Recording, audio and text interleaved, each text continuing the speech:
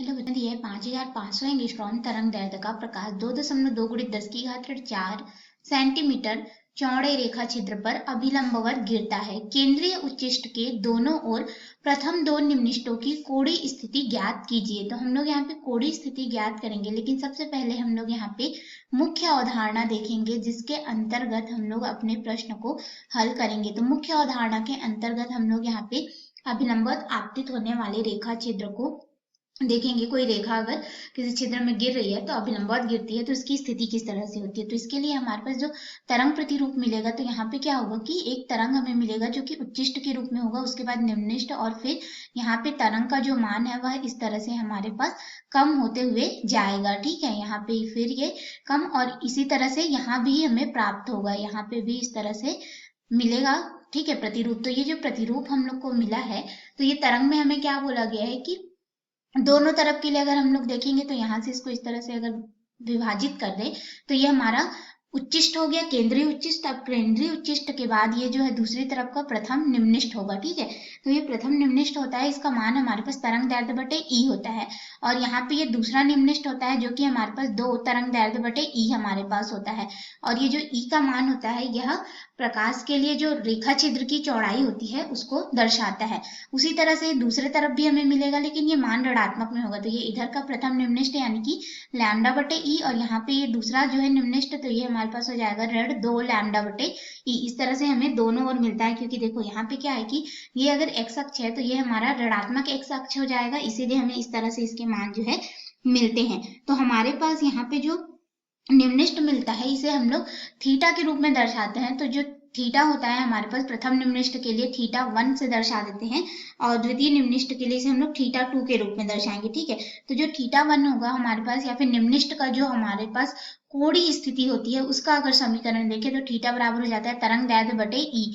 तो इसे समीकरण 1 नाम दे देते हैं, और इसी की सहायता से हम लोग अपने प्रश्न को हल करेंगे। तो आइए मुख्य प्रश्न में चलते हैं। मुख्य प्रश्न में हमें तरंग दैर्ध्य लैम्डा का जो मान है वह दिया गया है 5500 एंगस्ट्रॉम है। इसको मीटर में परिवर्तित करेंगे तो हमारे पास यह तरंग दैर्ध्य लैम्डा बराबर हो जाएगा 5500, फिर गुणित 10 की घात यहाँ पे धनात्मक 2, और ये हो जाएगा गुणित 10 की घात, यानी कि 55 गुणित 10 की घात धनात्मक 2, फिर 10 की घात यहाँ पे ऋण 10 कर देंगे एंगस्ट्रॉम को मीटर में परिवर्तित करने के लिए। तो इसको हम लोग लिख सकते हैं 55 गुणित 10 की घात यहाँ पे हो जाएगा ऋण 8 मीटर के बराबर तरंग दैर्ध्य का मान।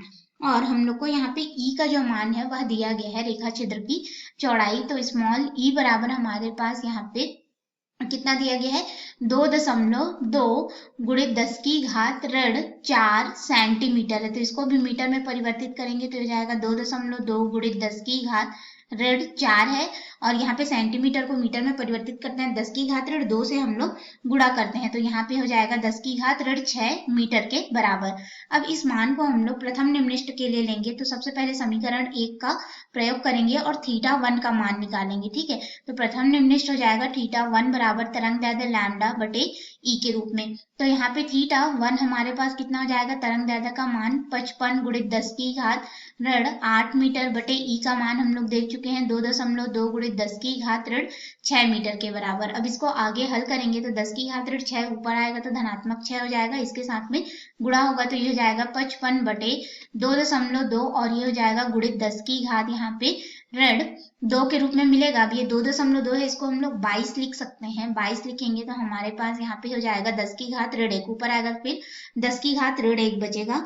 तो हम लोग क्या करेंगे, यहाँ पे 55 बटे 22 करेंगे। ठीक है, तो ये हमें जो है थीटा 1 लगभग मिल जाएगा पूरा 0.25 रेडियन हम लोग को प्राप्त होगा। ये जो कोणीय चौड़ाई का मान है, तो हमने प्रथम निम्निष्ट को निकाल लिया। अब द्वितीय निम्निष्ट को निकालेंगे थीटा 2।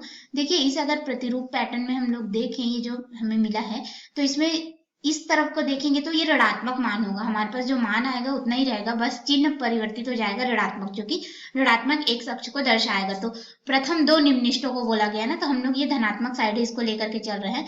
तो ये हमारा एक निम्निष्ट हो गया। अब दूसरा निम्निष्ट हो जाएगा थीटा 2 हमारे पास। तो थीटा 2 बराबर कितना हो जाएगा, 2 लैम्डा बटे ई, और लैम्डा बटे ई का मान हमें 0.25 रेडियन मिला है। तो हम लोग यहाँ पे गुणा कर देंगे इसको 0.25 रेडियन को।